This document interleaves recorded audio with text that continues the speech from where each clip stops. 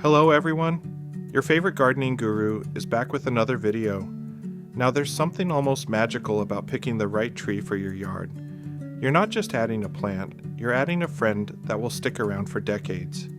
It'll shade you on sunny afternoons, greet you with blooms in spring, and maybe even feed the local wildlife. But here's the catch.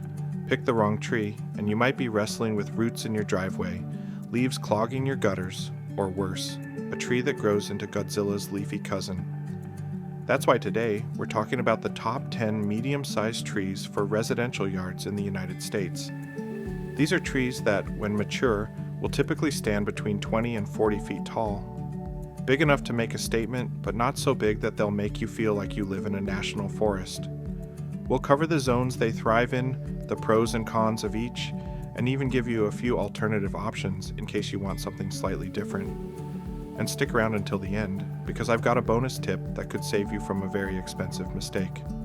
1. Serviceberry, Amelanchier. Let's start with the serviceberry, which is basically the overachiever of the tree world. Growing around 20 to 25 feet tall, it thrives in zones 4 through 9 and offers something in every season. In spring, it's covered in delicate white blossoms like someone sprinkled it with powdered sugar. By summer, you'll see clusters of small berries, sweet, edible, and absolutely adored by birds. And in fall, it sets your yard ablaze with orange and red leaves while winter shows off its smooth gray bark. The downside? It likes well-drained soil, so if your yard is swampy after a rainstorm, this tree may struggle, and unless you put up bird netting, you'll probably never taste those berries yourself. But really, watching the birds feast can be just as rewarding. Alternatives. If you like the idea of a four-season performer but want something even smaller, try the flowering crabapple, Malus species. Or, for a native option with brilliant flowers, the hawthorn, Crataegus viridis, is a charming pick. 2. Eastern redbud, Cercis canadensis.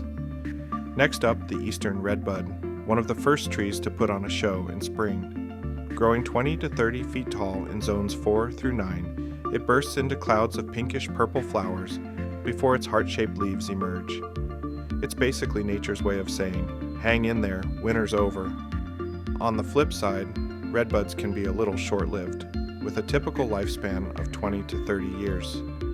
They're also somewhat prone to fungal diseases if they're planted in poorly drained soil. But even knowing that, many gardeners still say the spring display is worth every year of care. Alternatives. If you love early spring blooms but want something with more longevity, consider the fringe tree, Cheonanthus virginicus, with its soft, white, fringe-like flowers. Or, for a more upright habit, the saucer magnolia, Magnolia soulangeana, offers pink and white blooms in spring. 3. Japanese snowbell, Styrax japonicus. The Japanese snowbell is one of those trees that feels like it belongs in a secret garden.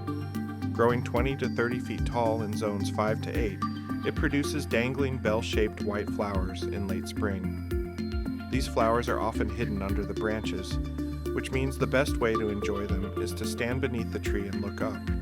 A perfect excuse to design a bench or patio nearby.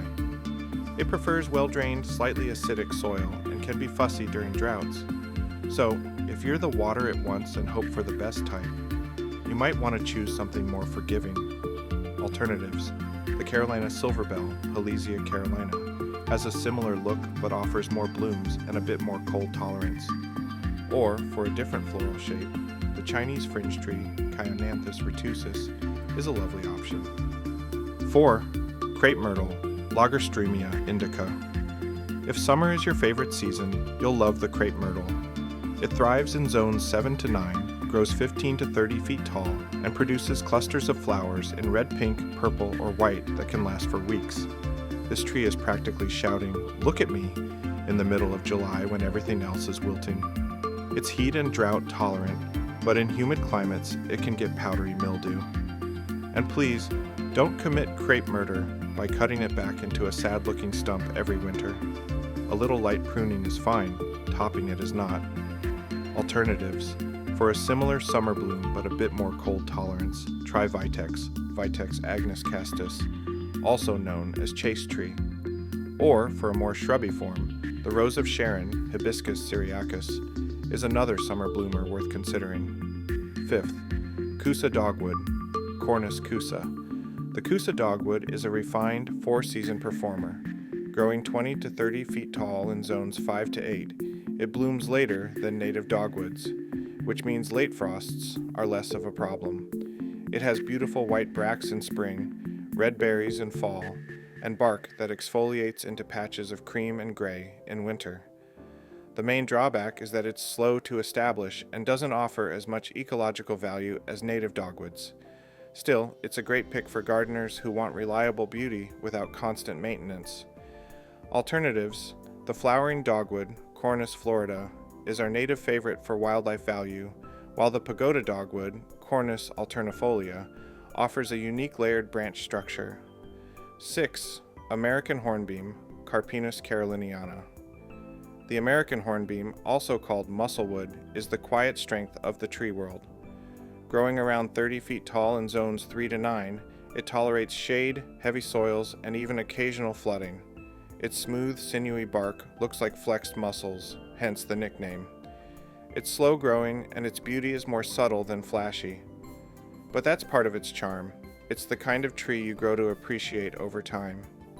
Alternatives: if you want a slightly taller, equally tough native, the river birch, Betula nigra, is a great choice. Or, for an ornamental twist, the European hornbeam, Carpinus betulus fastigiata, offers a formal, columnar shape. 7. Trident maple, Acer burgerianum. The trident maple is a great choice for urban yards. Growing 20 to 35 feet tall in zones 5 to 8, it has small, three-lobed leaves that turn a mix of red, orange, and yellow in fall. It also has a compact root system, which means it won't heave up your driveway like some maples. It's drought-tolerant once established, but it's not native, so it offers less value for wildlife. Alternatives: the paperbark maple, Acer griseum, has gorgeous peeling cinnamon-colored bark, and the Amur maple, Acer ginala, is another small maple with fiery fall color. 8. Persian ironwood, Perodia persica. The Persian ironwood is a true four-season stunner. Growing 20 to 40 feet tall in zones 5 to 8, it has tiny red flowers in late winter, outstanding fall color, and bark that exfoliates into puzzle-like patches. It's tough and low maintenance, but can be hard to find and pricey. Think of it as the artisanal bread of the tree world, more expensive but worth it. Alternatives: the Stewardia pseudocamellia, offers similar bark interest and white summer blooms. Or, for an even rarer gem, the seven sunflower, Heptacodium meconioides, provides late-season blooms and peeling bark. 9. Magnolia Jane. Part of the Little Girl series, Magnolia Jane grows 15 to 25 feet tall in zones 4 to 8. Its tulip-shaped purple-pink flowers bloom later in spring, avoiding frost damage, and it can even produce a light second bloom in summer. It prefers good drainage and some protection from strong winds. Alternatives: try Magnolia Ann for similar blooms in a slightly darker hue, or the star magnolia, Magnolia stellata, for a cloud of white petals in early spring. 10. Eastern hop hornbeam, Austria virginiana. The eastern hop hornbeam is one of the toughest trees you can grow. Reaching 25 to 40 feet in zones 3 to 9, it tolerates poor soils, drought, and even deer. Its hop-like seed pods and shaggy bark add visual interest year-round. It's not the showiest, but if you want a dependable, low-maintenance tree, this is your pick. Alternatives: the black tupelo, Nyssa sylvatica, offers stunning fall color, and the Kentucky coffee tree, Gymnocladus dioicus, is another rugged, adaptable native. What do you guys think of this list? Agree, disagree, let me know in the comments. And if you have a suggestion for a video topic you'd like to see, let me know as well. Okay, time for the bonus tip. Before you plant any tree, think about its future size, not just how cute it looks in a nursery pot. Roots can extend 2 to 3 times wider than the canopy, and branches will spread farther than you think. Plant too close to your house, driveway, or underground utilities, and you may be on a first-name basis with the local plumber, or worse, the divorce lawyer. A good rule of thumb: plant at least 10 to 15 feet from any structure and always call 811 before you dig to check for underground lines. Trust me, nothing kills the joy of planting a tree faster than cutting your neighbor's internet in half. If you enjoyed this guide, hit that like button, subscribe for more gardening wisdom, and tell me in the comments which of these trees is going in your yard. Until next time, happy planting, and remember, the best time to plant a tree was 20 years ago, but the second best time is right now.